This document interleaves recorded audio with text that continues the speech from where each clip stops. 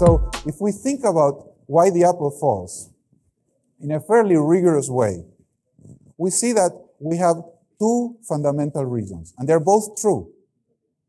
But I gave you a constraint, and the constraint is you have to choose one. It's like walking into this room and saying, okay, there are many walls, but I only have one flashlight, and I have to point my flashlight to one or the other. And say, well, which one are we going to choose? And why? Well, you can't just say, I'm going to choose to the true one, because both are true. So that doesn't make enough of a distinction. So I'm going to distinguish two types of variables. In everything that happened has two types of causes. I'm going to call them out of control and in control variables. So gravity is an out of control variable. Letting go is an in control variable. Now, why does this make a difference? Because depending on which way I go, the world is going to look dramatically different to me. Let me give you an example. Have you ever been in a meeting when someone arrives late? Yes. Okay, so if you ask the person, why are you late? What's the typical answer people say? See? This is a new version of PowerPoint. It reads your mind. So, traffic. Is this in control or out of control?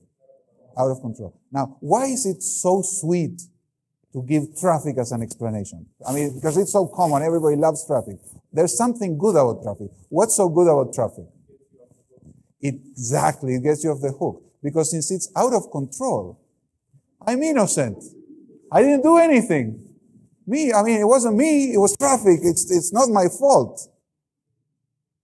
So that's the good part. What's the problem of traffic?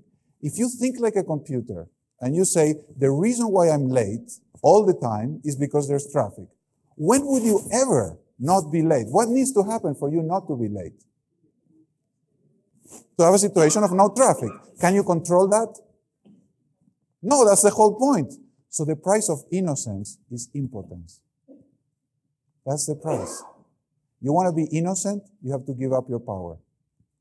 Every time you explain something as, oh, they couldn't do anything because it's not me. Now, please, this is very important. You have to understand, traffic is true.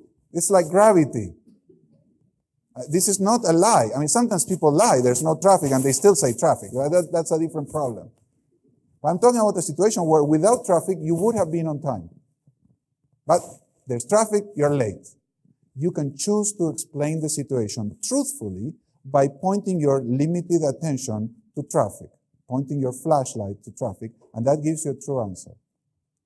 The problem of that true answer is that it's totally disempowering. And that's what I call the philosophy of the victim. Everything that happens, I'm a victim of circumstances. Something else out of control made this happen. And some people live their whole life. It's like, well, whatever happens, it wasn't my fault. And they're right. It's true. It's not your fault. You're innocent. But when you look at the part of the world that is not controllable, that is not even influenceable by you, but there's another reason that you're late. It's not just traffic. What's the other way to tell the story? Why are you late?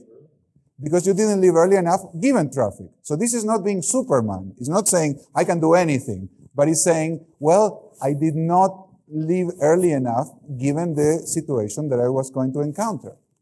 And this is the difference between the victim of the story and the alternative, the story of the victim and the alternative, which is just like innocence gives you powerlessness. The price of power is to say, I'm responsible. But responsible understood as I am able to respond to circumstances, always. But that is the fundamental nature of a human being. What's the difference between a person and a thing, like a rock? Well, the rock doesn't have any capacity to respond. The rock just does what rocks do. In a way, you could even say that an animal doesn't have a capacity to respond in a way that's non-programmed. It's just instinct or training. But what gives a human being its nature as such is the ability to think, to perceive the world, to make plans, and to respond to the situations that we encounter in the pursuit of goals or objectives that matter to us. So the essence of humanity is the power to make choices in the face of circumstances. And that's what I call the philosophy of the player. In Spanish, I say protagonista. So instead of being a victim, to say, I'm a player. I'm not a spectator. I'm in the field, and I'm going to do something. And that's the essence of responsibility, that I'm going to pursue my life, choosing to focus my attention on the part of the world that I can influence, as opposed to the part of the world that just says, you're innocent, don't worry about it. So the fundamental equation is that any result, anything that happens in your life, I mean anything. Let's say you're upset because your mother-in-law yells at you. And you say, okay, so why are you upset? Well, because of her. I mean, she makes my life miserable. Well, that's half of the story. I mean, she does whatever she does, and you respond by being upset. But it's your response combined with her behavior that creates the upset. So anything, any result that you get in your life, particular results you don't like, you can assess them as the combination of the external environment, the things that are out of your control, and things that you could do in response to them. Unfortunately, every baby, when they are little, just in the crib, very quickly in life, you get the famous, I call it the Faustian deal. Dr. Faustus is the story and the opera and the play by Goethe, where the devil comes to Faustus and gives him a wonderful deal. So the Faustian deal that we get is, look, the devil comes and says, look, have I got a deal for you? You just sign here. And if you sign here, I promise that no matter what happens in your life, it will never be your fault. You can do anything, and it will never be your fault. It's like, whoa, that's a great deal.